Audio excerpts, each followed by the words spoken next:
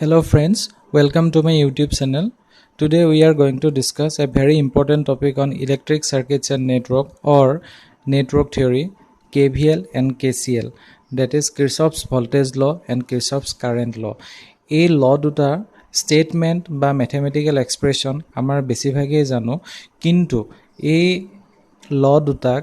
Practical network এটাত কেনেদৰে apply কৰিব লাগে সেই এপ্লিকেশ্যন পাৰ্টটোত আমাৰ বহুতৰ প্ৰব্লেম থাকে হয়তো আমি ম্যাথমেটিক্যাল এক্সপ্ৰেছনছ বিলাক ফৰ্ম কৰোতে সাইনৰ ভুল হ'ব পাৰে বা আমি কি ডাইৰেকশ্যনত গলে ম্যাথমেটিক্যাল এক্সপ্ৰেছন বিলাক কাৰেক্টলি ফৰ্ম কৰিব পাৰো হেতুত আমাৰ প্ৰব্লেম থাকি যায় তো সেই প্ৰব্লেম বিলাক সলভ কৰিবৰ কাৰণে আজি এই ভিডিওটো মই আপোনালোকৰ কাৰণে লৈ আহিছো এই ভিডিওটোত মেইনলি আমি প্ৰেক্টিকেল এপ্লিকেশ্যনৰ ওপৰতে এমফাসাইজ কৰিম so let's start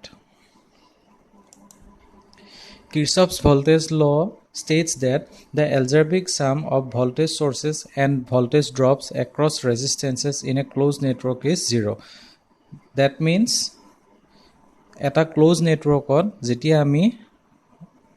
voltage source or total EMF to aru resistance drop or total voltage to calculate koru duita ami equal pao. This law is applicable for both DC and AC networks.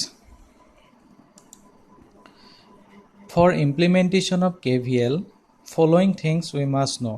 কিছুমান বস্তু থাকে যিবিলাক আমি জানাটো খুবই প্ৰয়োজন KVL আৰু KCL apply কৰিবৰ কাৰণে তো ফাৰ্ষ্টতে আমি KVL এপ্লাই কৰিবৰ কাৰণে কি কি ইম্পৰ্টেন্ট পইণ্টস আমি জানাটো দৰকাৰ সেইখিনি আমি ডিসকাস কৰো তো ফাৰ্ষ্টতে হৈছে in a resistor the current entering end is assigned with positive polarity and current leaving end is assigned with negative polarity. So resistance বা resistor এটাৰ যিটো এন্ডেদি কাৰেন্টটো এন্টাৰ কৰে সেই কাৰেন্ট এন্টাৰ কৰা এন্ডটোক আমি পজিটিভ পোলাৰিটি অ্যাসাইন কৰো আৰু যিটো এন্ডেদি কাৰেন্টটো ওলাই যায় ৰেজিষ্টৰটোৰ পৰা সেই এন্ডটোক আমি নেগেটিভ পোলাৰিটি অ্যাসাইন কৰো Next point to hoise the conventional direction of current flow is positive to negative which is opposite to the direction of electron flow. Ami hokolue janu electron always flows from lower potential to higher potential. Kintu current or jetu ami conventional direction consider koru hetu khoday ami higher potential to lower potential lo that is positive to negative which is the opposite of electron flow. Next point to hoise we must reach the same point in the network from where we started. That means KVL start যিটো পইণ্টৰ পৰা আমি KVL start কৰো সেই পইণ্টটোতে আমি আকৌ ঘূৰি আহি পাব লাগিব মানে এটা ক্লোজ লুপ হ'ব লাগিব নেক্সট কিছুমান টাৰ্মিনোলজি আমি জনাটো দৰকাৰ KVL জানিবৰ কাৰণে তো তাৰে ফাৰ্ষ্টটো হৈছে node It is a point in a circuit where two or more circuit elements are connected together. Next is branch. It is that part of a network which lies between two lines. Third to has a loop. This is very important for KVL. Loop kuntu hoy. It is a closed path in a circuit in which no element or node is encountered more than once. So a loop bilakote ami KVL apply koru. Next is mesh. Mesh to eta loop hoy kintu e ekdom fundamental formot thake so it is a loop that contains no other loop within it next ami eta horu network long DC network jitut ami KVL apply korim aru ei network tor joriote moi KVL keneke practically eta circuit ot apply kora jay hetu concept clear koribolo try korim so yar karone ami ki points janibo laibo ba ki points ami consider koribo lage he points kini ami ebar sai lo ahok first to hoise choose the mesh or loop for KVL প্ৰথমতে আমি নেটৱৰ্কটো choose কৰিব লাগিব যে কোনটো মেশ বা কোনটো লুপত আমি KVL টো এপ্লাই কৰিম ইয়াতে আমাৰ যেটো ডায়াগ্ৰাম দিয়া হৈ আছে হেতু এটা ফান্ডামেন্টাল লুপ বা মেশ এটাই নেটৱৰ্ক হয় সো ইয়াতে আমি KVL টো এপ্লাই কৰিম এটো আমি ফাৰ্ষ্টতে চুজ কৰিলো নেক্সট পইণ্টটো হৈছে assign polarity across all the elements in the chosen mesh or loop তাৰ মানে আমি যেটো লুপ বা মেশ পিক কৰিম KVL এপ্লাই কৰিবৰ কাৰণে তাত কি এলিমেন্টস আছে সেই এলিমেন্টস বিলাকৰ প্ৰত্যেকৰে এক্ৰছত আমি পোলাৰিটি মাৰ্ক কৰিম সো ইয়াতে এটা ব্যাটাৰী আছে বেটাৰীটো 5 ভোল্টৰ হয় এটোত অবভিয়াসলি আমি পোলাৰিটিটো পায়ে যাম নেক্সট আহিলে ৰেজিস্টৰ R1 তো R1 ৰেজিস্টৰত আমি দেখিছো বেটাৰীৰ পৰা কাৰেন্টটো ওলাই এটো এন্ডত এন্টাৰ কৰিছে তো ইয়াক আমি পজিটিভ পোলাৰিটি মাৰ্ক কৰিলো এটো এন্ডেদি কাৰেন্টটো ওলাই গৈছে তো ইয়াক আমি নিগেটিভ পোলাৰিটি মাৰ্ক কৰিলো নেক্সট R2 ৰেজিস্টৰত এগেইন এটো এন্ডত কাৰেন্টটো এন্টাৰ কৰিছে তো আমি পজিটিভ মাৰ্ক কৰিলো এটো এন্ডেদি কাৰেন্টটো ওলাই গৈছে তো আমি নিগেটিভ মাৰ্ক কৰিলো এইদৰে আমি আটাইকিটা এলিমেন্টকে পোলাৰিটি মাৰ্কিং কৰা কমপ্লিট কৰিলো থাৰ্ড পইণ্টটো হৈছে consider any one polarity either meeting first or second for all the elements in the route of mesh oblique loop tar mane ami jetia ei loop ba mesh tur path to follow korim KVL equation to likhibor karone tetia ei path to ami ji element pam he elementor across ot polarity থাকিব obviously polarity এটা এন্ডত positive থাকিব হিটো এন্ডত negative থাকিব যদি এটা এলিমেন্টৰ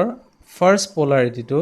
it may be positive or negative আমি consider কৰো তেতিয়া হলে KVL ইকুৱেচন টু লিখোতে আটাই কেইটা এলিমেন্টৰ এক্ৰছৰে আমি ফাৰ্স্ট সাইনটো পোলাৰিটিৰ কনসিডাৰ কৰিম নেক্সট যদি আমি ফাৰ্স্ট এলিমেন্টৰ সেকেন্ড পোলাৰিটি সাইনটো কনসিডাৰ কৰো তেতিয়া আমি আটাই কিটা এলিমেন্টৰে সেকেন্ড পোলাৰিটি সাইনটো কনসিডাৰ কৰিম KVL ইকুৱেচনটো লিখিবৰ কাৰণে সো একৰ্ডিংলি এই পাৰ্টিকুলাৰ মেশ বা লুপটোৰ কাৰণে আমি KVL ইকুৱেচনটো কেনেদৰে পাম ফাৰ্স্ট এলিমেন্টটো হৈছে আমাৰ বেটাৰীটো যেটো 5 ভোল্ট হয় সো আমি ফাৰ্স্ট পোলাৰিটি সাইনটোৱে কনসিডাৰ কৰিম फ्रेंड्स आमी दुईटा साइने कन्सिडर करिब पारो जी कोनो एटा हलेই হয় বাট মই মোৰ নিজৰ কনভেনিয়েন্সৰ কাৰণে সদায় ফাৰ্স্ট পোলাৰিটি সাইনটো কনসিডাৰ কৰো আৰু একৰ্ডিংলি মই হেতুতে আপোনালোকক KVL ইকুৱেচনটো লিখি দেখাম সো ফাৰ্স্ট পোলাৰিটি সাইনটো কনসিডাৰ কৰাৰ কাৰণে আমি ফাৰ্স্ট -5 লিখিলো নেক্সট আমি এটো পাথেদি ফলো কৰিছো এই পাথটো আমি এই ফাৰ্স্ট এলিমেন্টৰ পিছত যেতিয়া ৰেজিস্ট্যান্স টু পাম that is our second element তাৰে ফাৰ্স্ট পোলাৰিটি সাইনটো কনসিডাৰ কৰিম that is plus so plus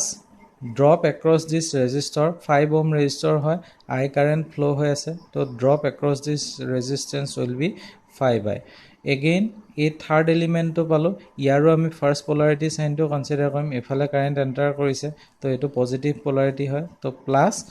10 ohmৰ ৰেজিস্ট্যান্স হয় আই কাৰেন্ট ফ্লো হৈ আছে 10i = 0 সো এনেদৰে আমি KVL ইকুৱেচনটো লিখো যি কোনো নেটৱৰ্কৰ কাৰণে এটো বিৰাতে ইম্পৰ্টেন্ট হয় এই কনসেপ্টটো আপোনালোকে যিমান পাৰি সোনকালে মনত ৰাখি লব নেক্সট আমি আৰু এটা এক্সাম্পল লওঁ এটো হৈছে দুটা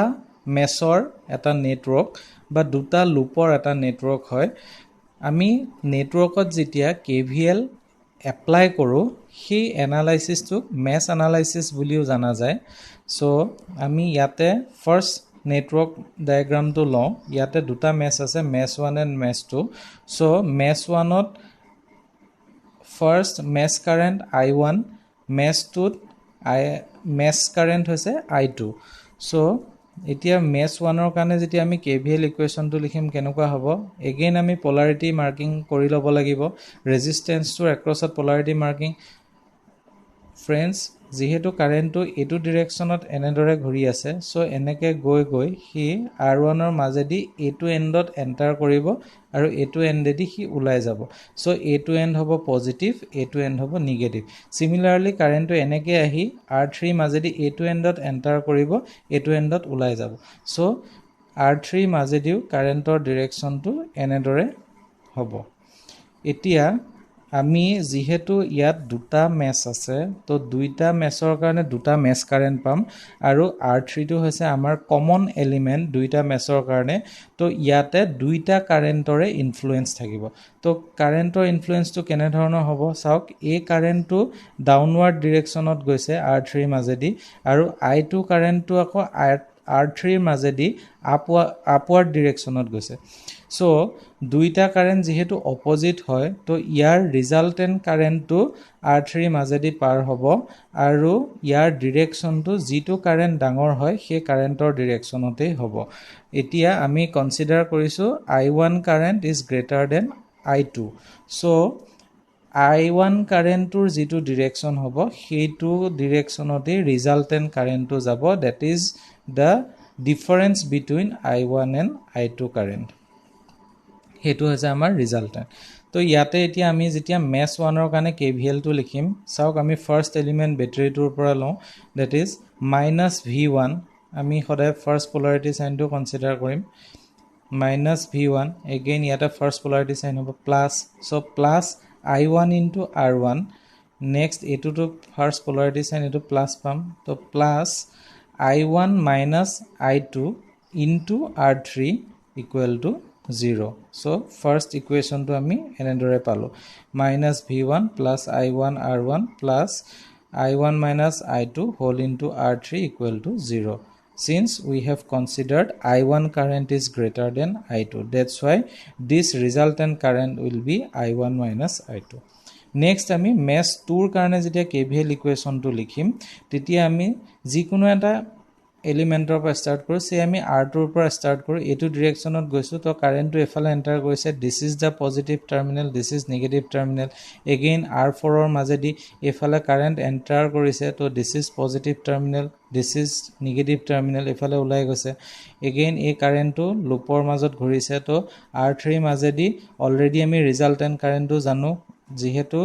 I1 কাৰেন্টটো ডাঙৰ হয় তো ৰিজাল্টেন্ট কাৰেন্টটো I1 ৰ ডিৰেকশ্যনতে যাব দ্যাট মিন্স ডাউনৱাৰ্ড ডিৰেকশ্যনত থাকিব তো এফালে এন্টাৰ কৰিব এফালে এক্সিট কৰিব তো R3 A2n পজিটিভ হ'ব A2n নেগেটিভ হ'ব এতিয়া আমি মেশ 2 ৰ কাৰণে যেতিয়া KVL এপ্লাই কৰিম ফাৰ্স্ট এলিমেন্ট এটোৰ পৰা লওঁ ফাৰ্স্ট পোলাৰিটি সাইনটো ললো plus I2 into R2 plus I2 into R4 then minus I1 minus I2 whole into R3 equal to 0 তো এই সাইন কিটা মই ইয়াতে মার্কিং কৰি দিয়া নাই তো ইয়াতে আপোনালোকে দেখা পাই আছে মই ইয়াতে কাৰ্সৰডাল ৰাউন্ড কৰাই আছো তো এফালে কাৰেন্টটো এন্টাৰ কৰিছে তো এটো পজিটিভ এন্ড হ'ব এটো নেগেটিভ এন্ড হ'ব এটো পজিটিভ এন্ড হ'ব এটো নেগেটিভ এন্ড হ'ব আৰু এটোত অলৰেডি আমি মাৰ্কিংটো ইটো মেছৰ পৰা পাই গৈছিলো এফালে পজিটিভ হয় এফালে নেগেটিভ হয় সো একৰ্ডিংলি আমি এটো ইকুৱেচন লিখিলো এতিয়া দুইটা ইকুৱেচন যেতি আমি সলভ কৰিলে আমি ইয়াৰ পৰা আননোন ভ্যালু কিটা পাই যাম ইয়াৰ তলত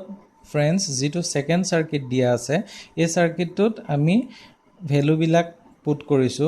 R1 ৰ ভ্যালু দিয়া আছে R2 ৰ ভ্যালু দিয়া আছে R3 ৰ ভ্যালু দিয়া আছে V1 আৰু V2 এই দুটা ভ্যালু যদিও দিয়া নাই আপোনালোকে দুটা ভ্যালু এজিউম কৰি লব V1 ৰ কাৰণে সে for V1 equal to 10 volt V2 equal to 20 volt so accordingly আপোনালোকে এই মেশ 2 ৰ কাৰণে KVL ইকুৱেচন কিটা লিখিব আৰু দুটা ইকুৱেচন আগৰটোত পোৱাৰ দৰে এটোটো দুটা ইকুৱেচন পাব সেই ইকুৱেচন দুটা সলভ কৰিলে আপোনালোকে আননোন প্যাৰামিটাৰ দ্যাট ইজ মেশ কারেন্ট I1 and I2 এই দুটা পাই যাব সো এই কনসেপ্টটো মনত ৰাখিব KVL ৰ কাৰণে আৰু এটো যিকোনো নেটৱৰ্কতে আপোনালোকে KVL এপ্লাই কৰিবলৈ হলে এপ্লিকেবল হ'ব সো মনত ৰাখিবলগীয়া পইণ্টছ কিটা হৈছে ফাৰ্ষ্টতে আপোনালোকে মেশ বা লুপটো আইডেন্টিফাই কৰিব যত KVL এপ্লাই কৰিব লাগে সেকেন্ডতে আপোনালোকে লুপটোত থকা প্ৰত্যেকটো এলিমেন্টৰ এক্ৰছত পোলাৰিটি মাৰ্কিং কৰিব থাৰ্ডতে আপোনালোকে সেই পোলাৰিটিৰ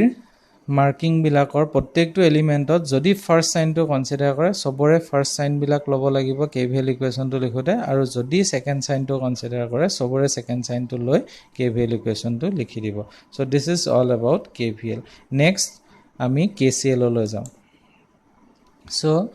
KCL states that KCL means Kirchhoff's current law the algebraic sum of currents meeting at a junction of a network is 0 So friends, what is the difference between node and junction? আমি নোডো পাই আহিছো অলপ আগতে আৰু এতিয়া আমি junction word টো পালো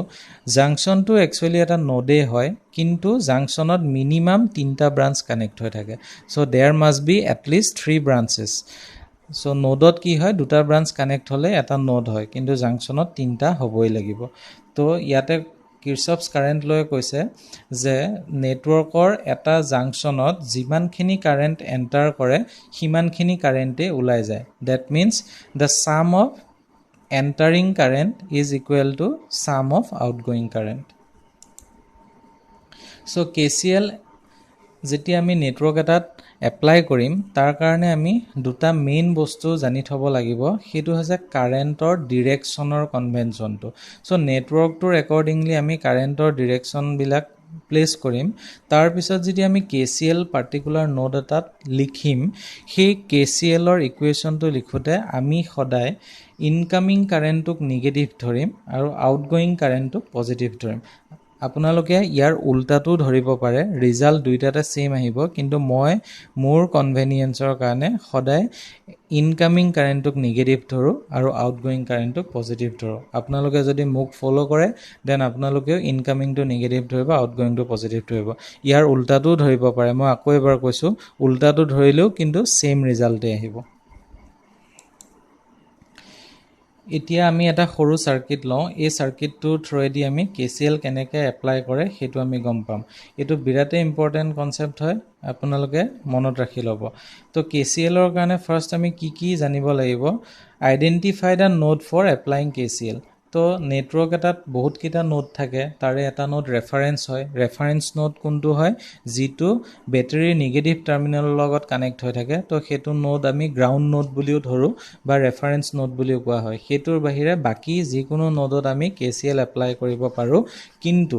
আৰু এটা কথা মনত ৰাখিব লাগে অকল নোড হলে নহয় হেতু জাংচন হ'ব লাগে KCL এপ্লাই কৰিবলৈ হলে তেতিয়া আমাৰ বেছি বেনিফিট হয় কাৰণ সিম্পল নোডত KCL এপ্লাই কৰিলে তাৰ পৰা আমি ইমান বেনিফিট নাপাওঁ নেক্সট পইণ্টটো হৈছে assign the direction of current according to the network arrangement to all the branches connected to the node chosen for KCL so next point to কয় যে আমি যেটো নোড পিক কৰিম KCL এপ্লাই কৰিবৰ কাৰণে সেই নোডটোৰ এক্ৰছত যিমান কিটা ব্ৰাঞ্চ কানেক্ট হৈ থাকিব গোটেই কিটা ব্ৰাঞ্চতে আমি কাৰেণ্টৰ ডিৰেকচনটো এছাইন কৰিম আৰু কেনেকৈ এছাইন কৰিম according to the network friends for example আমি যদি এই নেটৱৰ্কটো লওঁ তেতিয়া আমি নোডটোত KCL যদি এপ্লাই কৰো তেতিয়া নোডটোত কি ব্ৰাঞ্চ কানেক্ট হৈ আছে এটো এটা ব্ৰাঞ্চ আৰু এটো এটা ব্ৰাঞ্চ তাৰ মানে তিনটা ব্ৰাঞ্চ কানেক্ট হৈ আছে এটা হৈছে 5 ওহম এটো হৈছে 5 ওহম এটো হৈছে 10 ওহম এতিয়া এই তিনটা ব্ৰাঞ্চত আমি কাৰেণ্টৰ ডিৰেকচনটো এছাইন কৰিব লাগে বেটাৰীটো যেহেতু এটো ব্ৰাঞ্চৰ লগত কানেক্ট হৈ আছে তো কাৰেণ্টটো এটো ব্ৰাঞ্চৰ পৰা ওলাব তো এফালে কাৰেণ্টৰ ডিৰেকচনটো এই 2 নাম্বাৰ নোডটোত ইনকামিং হ'ব তো এটো নোডত যেতিয়া এফালৰ পৰা কাৰেণ্টটো ইনকামিং হিচাপে আহিছে তো এই দুটা ব্ৰাঞ্চত obviously কি আউটগোয়িং কাৰেণ্ট হিচাপে ওলাই গুচি যাব সো accordingly আমি I1 I2 আৰু I এই তিনটা কাৰেণ্ট পাম এতিয়া নোডটোত যেতিয়া আমি KCL এপ্লাই কৰিম তাৰ ইকুৱেচনটো হ'ব ইনকামিংটোক আমি নেগেটিভ ধৰিম so -I then outgoing positive plus I1 plus I2 equal to 0 আৰু এটা বিৰাতে মনত ৰাখিবলগীয়া বা ইম্পৰ্টেন্ট পইণ্ট হৈছে যেটো নোড আমি KCL ৰ কাৰণে পিক কৰিম সেই নোডটোত আমি এটা ভোল্টেজ এজিউম কৰি লম আৰু সেই ভোল্টেজটোক আমি বাকি নেটৱৰ্কৰ সকলো ভোল্টেজতকে হাইয়েষ্ট প্ৰায়োৰিটি দিম তো ইয়াৰ পিছত আমি এতিয়া নোড নাম্বাৰ 2ত এটা ভাৰ্চুৱেল ভোল্টেজ এজিউম কৰি লম দ্যাট ইজ V2 আৰু সেই V2 টোক বাকি ভোল্টেজ যেটো আছে সে 10 ভোল্টতকে হাইয়েষ্ট প্ৰায়োৰিটি V2 ক দিয়া হ'ব আৰু সেই V2 ভোল্টেজৰ পৰা আমি এই আননোন I কাৰেন্টছ বিলাক উলিয়াম তো সেম নেটৱৰ্ক আমি ললো ইয়াতে let us assume the node voltage of node 2 be V2 তো আমি ইয়াতে V2 ভোল্টেজ আছে বুলি ধৰি ললো with respect to the ground the KCL equation at node 2 আমি already লিখি আহিছো -I plus I1 plus I2 equal to 0 so এতিয়া I মানে কি I হৈছে কারেন্ট যেটো 10 ভোল্ট আৰু V2 ভোল্টেজৰ মাজত ফ্লো হৈ আছে তাৰ মানে V2 আৰু 10 ভোল্টৰ মাজত এটা পটেনশিয়াল ডিফাৰেন্স ক্ৰিয়েট হৈছে যাৰ কাৰণে I কাৰেন্টটো ফ্লো হৈছে R ৰেজিস্ট্যান্সৰ মাজেদি ওহমছ ল পৰা আমি গম পাওঁ I equal to V by R. So accordingly I কাৰেণ্টৰ কাৰণে আমি এই potential difference divided by resistance কৰিব লাগিব তো potential difference টো কাৰণে V2 যেহেতু আমি নোড 2 ৰ ভোল্টেজটোক হাইয়েষ্ট প্ৰায়োৰিটি দিম তো নোড 2 ৰ ভোল্টেজৰ পৰা বাকি ভোল্টেজটোক সাবট্ৰেক্ট কৰিম তো V2 - 10 divided by this resistance value 5 next plus sign ahile I1 current to ki I1 current is the current flowing through this branch having resistance 10 ohm so etia I1 jetia 10 ohm or majedi goise to obviously yato eta potential difference create hobo node 2 aru node 4 or majot jeto potential difference hoise tar karone eta current flow hoise R2 or majedi that is I1 to etia I1 or value to ki hobo this potential difference divided by this resistance value to node 4 to ami janu eto ground node hoy ba reference node hoy to e zero potential ot thakibo to iare zero potential difference hobo V2 - 0 that is V2 by 10 তো V2 by 10 আমি লিখিলো next I2 current তো আমি দেখিছো node 2 ৰ পৰা node 3 লৈ গৈছে তাৰ মানে নোড 2 আৰু নোড 3 ৰ মাজত এটা পটেনশিয়াল ডিফাৰেন্স ক্ৰিয়েট হৈছে যাৰ কাৰণে নোড 2 ৰ পৰা নোড 3 লৈ কাৰেন্টটো ফ্লো হৈছে সো নোড 3 টো চাওক ডাইৰেক্টলি নোড 4 ৰ লগত কানেক্ট হৈ আছে উইদাউট এনি এলিমেন্ট নোড 3 আৰু নোড 4 ডাইৰেক্টলি কানেক্ট হৈ আছে তো আমি ক'ব পাৰো যে নোড 3 টো জিৰো পটেনশিয়ালত আছে কাৰণ ইয়াৰ মাজত একো এলিমেন্ট প্লেস হৈ থকা নাই তো আমি এটো কাৰেন্টৰ কাৰণে যেতিয়া ইকুৱেচনটো লিখিম potential difference between these two node divided by this resistance that means V2 - 0 divided by 5 that is V2 by 5 equal to 0 তো এই দৰে আমি in terms of voltage KCL ইকুৱেচনটো লিখিলো এতিয়া ইয়াৰ পৰা আমি unknown voltage V2 ৰ ভ্যালুটো আমি অটোমেটিক ক্যালকুলেট কৰিব পাৰিম আৰু V2 ৰ ভ্যালুটো ক্যালকুলেট কৰাৰ লগতে এই তিনিওটা unknown কাৰেন্ট আমি গম পাই যাম সো নেক্সট এটা আমি কোৱেশ্চন লওঁ সেই কোৱেশ্চনটোত এটা নেটৱৰ্ক দিয়া আছে আগৰ নেটৱৰ্কটোৰ সৈতে অলমোস্ট সেম হয় খালি ইয়াতে দুটা ভোল্টেজ সোৰ্স আছে আৰু তিনটা ৰেজিস্ট্যান্স একে কনফিগাৰেশনতে কানেক্ট হৈ আছে তো R1 R2 and R3 10 ohm 20 ohm and 40 ohm এই তিনটা ৰেজিস্ট্যান্স আৰু R1 ৰ লগত এটা ভোল্টেজ সোৰ্স কানেক্ট হৈ আছে 10 ভোল্ট R2 ৰ লগত এটা ভোল্টেজ সোর্স কানেক্ট হৈ আছে 20 ভোল্ট তো এতিয়া আমি উলিয়াব লাগে unknown currents কিটা that is I1 I2 and I3 তো তাৰ কাৰণে আমি কি কৰিম নোড X ত KCL এপ্লাই কৰিম তো নোড X ত KCL এপ্লাই কৰিলে কি হ'ব আগৰ কনভেনশনটোৰ মতে ইনকামিং নেগেটিভ আউটগোইং পজিটিভ তাৰ মানে -I1 -I2 +I3 = 0 তো আমি KCL ইকুৱেচনটো লিখিলো now what is I1 I1 is the current flowing due to the potential difference between voltage Vx and 10 volt okay তো Vx আৰু 10 ভোল্টৰ মাজত যেটো পটেনশিয়াল ডিফাৰেন্স ক্ৰিয়েট হৈছে তাৰ কাৰণে R1 ৰেজিস্ট্যান্সৰ মাজেদি এই I1 কাৰেন্টটো ফ্লো হৈছে সো I1 ৰ ভ্যালুটো হ'ব আমাৰ Vx - 10 আকৌ এবাৰ মনত পেলাই দিছো যেটো নোড আমি কনসিডাৰ কৰিম সেই নোড ভোল্টেজটোক আমি হাইয়েষ্ট প্ৰায়োৰিটি দিম সো আমি Vx - 10 লিখিম 10 - Vx নহয় okay so Vx - 10 divided by 10 ohm okay আৰু মাইনাস সাইনৰ কাৰণে তো মাইনাস আহিলে নেক্সট এগেইন মাইনাস সাইনৰ কাৰণে মাইনাস সাইন I2 তো কি হৈছে this 20 ভোল্ট আৰু Vx ৰ মাজত পটেনশিয়াল গ্ৰেডিয়েন্টৰ কাৰণে এই I2 কাৰেন্টটো ফ্লো হৈছে so again Vx - 20 divided by this resistance value 20 so Vx - 20 by 20 third two হৈছে I3 কাৰেন্ট তো কাৰ মাজত আছে এটো reference node that is zero potential node বা ব্যাটাৰি নেগেটিভ টাৰ্মিনেলৰ লগত কানেক্ট হৈ থকা নোড আৰু Vx ৰ মাজত যেটো পটেনশিয়াল গ্ৰেডিয়েন্ট ফৰ্ম হৈছে তাৰ কাৰণে this 40 ohm ৰেজিষ্টৰৰ মাজেদি I3 কাৰেন্টটো ফ্লো হৈছে সো আমাৰ I3 ভ্যালুটো হ'ব Vx - 0 by 40 that is Vx by 40 = 0 so এই ইকুৱেচনটো আমি সলভ কৰিলে Vx ৰ ভ্যালু পাম 16 ভোল্ট এতিয়া এই Vx ৰ ভ্যালুটো আমি এই ইকুৱেচনটো যেতিয়া প্লেস কৰিম তেতিয়া I1 I2 আৰু I3 ভ্যালু কিটা পাই যাম তো I1 ৰ কাৰণে আমি কি কৰিম Vx - 10 divided by 10 তো Vx তো ভ্যালু 16 হয় তো 16 - 10 by 10 that is 0.6 ampere okay I2 কাৰেন্টটো কি আছিল Vx - 20 by 20 তো Vx of value 16 তো 16 minus 20 by 20 that is minus 0.2 ampere আৰু I3 value to কি আছিলে Vx by 40 that is 16 by 40 so 0.4 ampere so friends এই I1 I2 আৰু I3 এই তিনটা ভ্যালু যদি এই ইকুৱেশ্যনটোত পুট কৰো তেতিয়া আমি আনসাৰটো 0 পাম কেনেকৈ পাম চাওক -6 -2 that is +2 plus 0.4 so +2 plus 0.4 plus 0.6 হল এফালে -0.6 হৈ আছে so it is equal to 0 so friends এইখিনিতে আজি আমি এই ভিডিওটো সমাপ্ত কৰিম আশা কৰো আপোনালোকে KVL আৰু KCL কেনেদৰে নেটৱৰ্কত এপ্লাই কৰে ভালদৰে বুজি পালে এইকেইটা কনসেপ্ট বিৰাতে ইম্পৰ্টেন্ট হয় specially for all the electrical students যাৰ ইলেক্ট্ৰিক্যাল মেচিন সাবজেক্ট আছে পাৱাৰ ইলেক্ট্ৰনিক্স আছে বা আন কন্ট্ৰোল সিস্টেমৰ দৰে ইলেক্ট্ৰিক্যাল সাবজেক্টস বিলাক আছে তাত সকলোতে আমাৰ নেটৱৰ্ক বিলাক থাকে আৰু সেই নেটৱৰ্ক যতেই নেটৱৰ্ক থাকে তাতে আননোন প্যাৰামিটাৰস ফাইন্ড আউট কৰিবৰ কাৰণে আমি KVL বা KCL এপ্লাই কৰিব লগা হয় সো এই কনসেপ্ট কিটা যদি আপোনালোকে মনত ৰাখে তেতিয়া হলে যিকোনো নেটৱৰ্কৰ কাৰণে আপোনালোকৰ KVL আৰু KCL এপ্লাই কৰাত কোনো দিনে প্ৰবলেম নহয় আশা কৰো ভিডিওটো চাই আপোনালোকে ভাল পালে আৰু যদি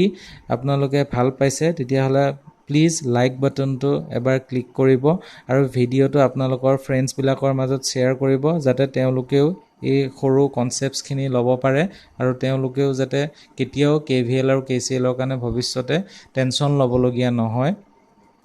আৰু মোৰ এই চেনেলটো আপোনালোকে সাবস্ক্ৰাইব কৰিব যাতে মই এনেদৰে যিকোনো কনসেপচুৱেল ভিডিও আপোনালোকৰ মাজলৈ লৈ আহিব পাৰো